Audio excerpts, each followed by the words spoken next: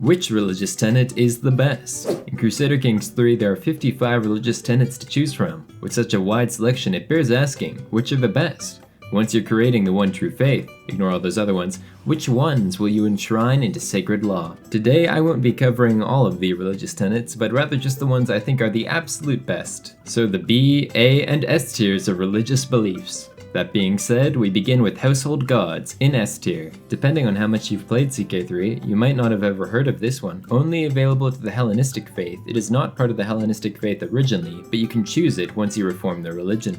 As you can see, there are some massive bonuses to converting a religion and to converting culture, meaning you'll be quite easily able to convert an entire empire to a single culture and faith, which can be quite useful if you have a cultural tradition like loyal vassals. Really, the only situation where you'll be able to use this very powerful tenet, however, is one that is a bit specific. After reforming the Roman Empire, you'll have the opportunity to switch the entire realm over to Hellenism. One of the reasons you might want to do this and to take the household gods tenet is because household gods makes both Augustus and Born in the Purple a virtue, and if you're at the point where you reformed the Roman Empire, well then basically your ruler is always going to have both of these traits. That's a lot of piety. While its usage is hyper-specific, this trait has such powerful modifiers that it simply must go in S tier. It is Rome after all. Next we go on to communion, which I think goes into A tier.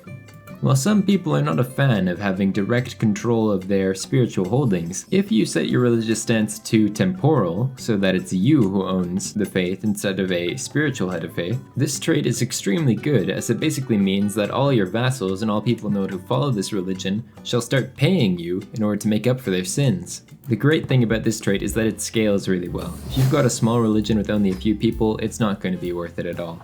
But if you have a large empire spanning a significant portion of the map, that's a ton of people who are going to be paying you money constantly, and this is a revenue stream that you can survive on. This tenet is unique in that its ability scales up with you. Next, we have astrology, which goes into B tier. Now you may wonder why this is one of the best tenets, because having a bit of naval speed doesn't seem that good. Well, the main reason you'd want to take astrology is for the lifestyle experience. The Divine the Stars event gives you the opportunity to have a great boost to lifestyle experience in one of the learning paths. The boost is randomly selected, which is problematic, but it is helpful. I'd say that this is certainly a useful religious tenet, but not nearly one of the best of the best. Next, we have megalithic constructions, which also goes into B tier. However, I think this one is a lot more exciting. There's some excellent bonuses to taxes, development, and levy size and hill terrain, but one of the really cool things about this tenet is that it's got arguably two of the best buildings in the game that it gives you access to. While the Great Megalith is not an upgradable building, its first and only level is pretty good. If you're starting in 867 when most of the world is undeveloped, this will give you quite a bit of an edge over your enemies, especially if you're a tribal ruler. The regular Megalith is also incredible, giving you tons of development and piety. Now you may be looking at these stats and thinking, wait a minute, this is insanely good, why isn't this A tier or S tier?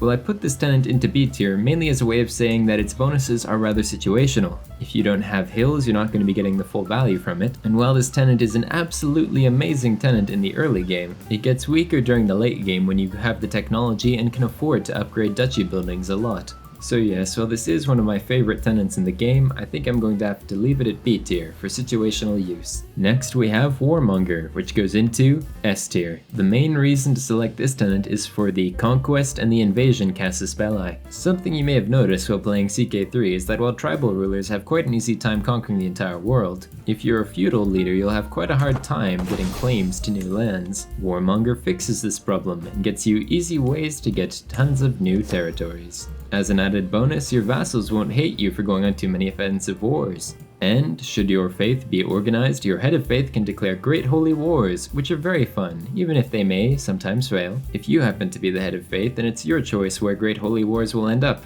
Thus, it's basically like having a second kingdom level casus belli per lifetime.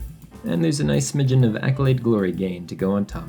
Overall, a great tenet for painting the map. Next we have Aniconism, which goes into B tier. Now this is very situational, but there's a great strategy you can do where if you're a Greek character, you'll get bonus renown for constructing temple buildings. Aniconism gives you incredible discounts, both in terms of time and gold, in order to build temples. While I'm no fan of destroying religious artworks, if you're playing as a Greek character, you might want to consider switching to the iconoclastic heresy, which has the Aniconism tenet.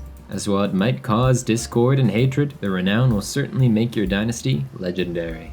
Now onto Mendicant Preachers, which goes into A tier. There's not too much to say for this one, it's just a flat bonus to county conversion speed, which is very helpful when making a custom religion and you basically only have a couple counties on the map. Now for Human Sacrifices, which goes into B tier. Do you like executions, but hate when your priest gets mad at you for it? Well, try Human Sacrifice. Now killing people is pious. The main reason to take this religious tenet is to build large amounts of piety, which can be used on very useful things such as reforming your religion or starting lots of new holy wars. I put this tenet into B tier as well. It can give you a ton of piety. There are other methods to getting piety, such as simply having enough money to go on a bunch of pilgrimages, so you might not be tempted to spend one of only 3 religious tenet slots on this. On to Alexandrian Catechism, which goes into S tier, also known as Islamic Rationalism, which is another variant of this one. 20% monthly learning experience is pretty big. The learning education path is one of the most powerful of the paths, and if you want your character to live longer, switching to the health focus near the end of their life is always a good idea. Thus, as this tenet grants you greater access through experience to one of the most powerful lifestyle paths, it is certainly a good option. Scholar now being considered a virtue is just the cherry on top, as a virtuous trait gives you bonus piety, and having bonus piety will make it easier to buy claims since you've gone down the scholar path. Next, Ecclesiarchy, also known as Pentarchy, goes into B tier. This tenet is good because it's one of the only tenets in the game that allow you to maintain a high level of religious fervor, even as you become a big and successful religion. 1 yearly fervor for each holy site held. What makes this tenet less good, however, is the fact that once you're a big and successful religion, you don't really need high fervor as much. Unless you're going for something like a world conquest, how many great holy wars do you really need? For those who are unaware, CK3's religious fervor system is mainly meant to benefit small religions and to hinder big religions so they don't just crush heresies immediately. A religion with a high level of fervor will be hard to convert to another religion, and characters will be far less likely to convert to heresies. You may have already noticed the system in action, with the sort of big Catholic religion being peppered by many tiny heresies throughout the course of the game. Next, we have Pursuit of Power, which goes into B tier. Honestly, this is just a worse warmonger that's meant for Abrahamic faiths. Abrahamic faiths can't take the warmonger tenet, it's more of a Viking thing, but making do with this rather shoddy replacement is a bit questionable. The Conquest Cast a Spell Eye is very powerful, as mentioned, but this tenet also gives you -10 vassal opinion. After a succession, revolts can start or be stopped by the thinnest margins of opinion. And so while this tenet may help you expand outward very quickly, it'll make things inward very much more shaky. Armed Pilgrimages goes into S tier.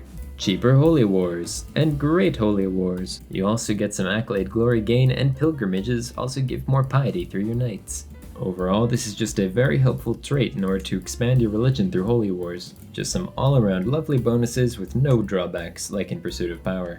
Sacred Lies goes into B tier. Plus 20 agent acceptance is pretty nice. It'll allow you to commit many schemes very quickly. The only problem with this tenet is that it's not just you who gets better at scheming, but everyone who follows your religion, which means now all your courtiers and vassals are going to be murdering each other. If you like intrigue a lot, this may be the tenet for you, but personally I like knowing that my best counselors aren't going to be murdered in their sleep. Continuing, we go to Esotericism in B tier, also known as Kabbalah. Turning the Wise Man trait into a virtue is a nice way to get some extra piety, but the main reason to take this tenet is that having the Wise Man trait gives you access to the Mystical Communion decision, which can be a good way to get some more learning experience. I do quite like this tenet, but I think there's some others that I've mentioned that are quite a bit more useful. Lastly, we have Struggle and Submission in S tier. This is just a slightly different version of Armed Pilgrimages, but one that Muslim faiths have access to. A similar story. Lots of conquest? Very good. That concludes our list of the best religious tenets in CK3. As always, if you have any disagreements, additions, or agreements, feel free to share them in the comments down below. Bye!